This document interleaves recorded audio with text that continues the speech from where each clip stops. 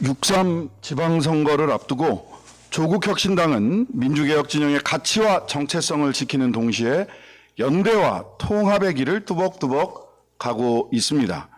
그런데 요즘 조국혁신당을 흔들려는 밑도 끝도 없는 발언들이 난무하고 있습니다. 어제는 민주당 박지원 의원께서 조국 후보를 향해 평택을 후보 자리를 김용남 후보에게 양보하라며 그것이 조국 대표와 조국혁신당의 미래를 위한 결단이라는 취지의 말씀을 하셨습니다. 정치 구단의 고견이지만 저는 과문하여 그런지 이 말씀을 다 이해하지는 못하겠습니다.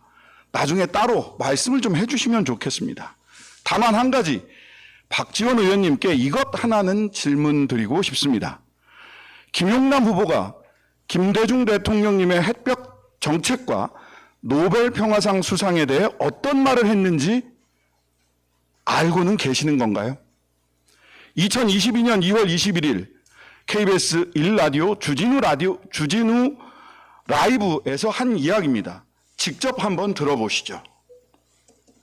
어떤 역사적 인물에 대해서 김대중 대통령이나 노무현 대통령 공도 있고 과도 있죠. 김대중 대통령의 햇볕 정책, 그것도 전 아무리 생각해도 그건 과예요. 그건 과예요. 그건 공이라고 칠 수가 없어요. 오히려 북한이 개발을 할 수 있는 시간과 어떤 자원을 벌어줬기 때문에 햇볕 정책을 잘한 정책이라고 저는 생각하지 않습니다. 햇볕 정책, 남북 화해하고 협력을 만들어서 노벨상을 탔잖아요. 그 노벨상과 관련해서도 사실은 소위 블루카펫 프로젝트 의혹이 있는 거죠.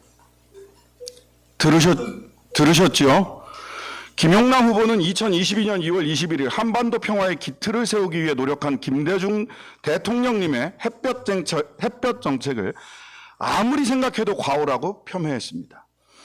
남북 화해와 협력의 공로로 전 세계가 인정한 노벨 평화상에 대해서조차 블루카펫 프로젝트 의혹이 있다며 음해했습니다. 박지원 의원님은 자천타천 DJ 정신의 계승자입니다.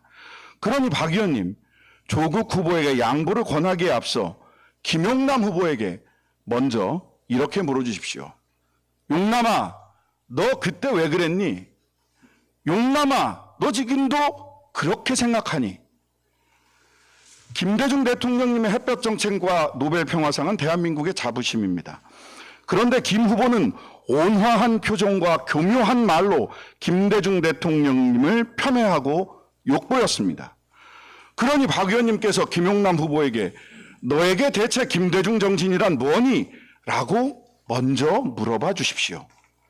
김대중 정신에 대한 최소한의 질문을 하는 것은 DJ의 영원한 비서실장 박지원 의원님의 책무가 아닐까요? 김대중 대통령님은 정치인은 상인의 현실 감각과 서생의 문제의식을 모두 갖춰야 한다고 하셨습니다. 김용남 후보에게 김 후보의 서생적 문제의식, 즉 정치인으로서의 가치와 신념은 무엇인지를 한번 물어봐 주십시오. 오직 저질 장사치의 현실 감각만 가진 정치인을 우리는 기회주의자라고 부릅니다. 기회주의자가 득세하면 민주개혁 진영의 가치는 땅에 떨어집니다. 그리고 민주개혁 진영은 분열합니다. 안철수가 그랬고 이낙연이 그랬습니다. 그렇다면 대체 누가 누구에게 양보하는 것이 민주개혁 진영의 연대와 통합을 위해 합당한 일인가요?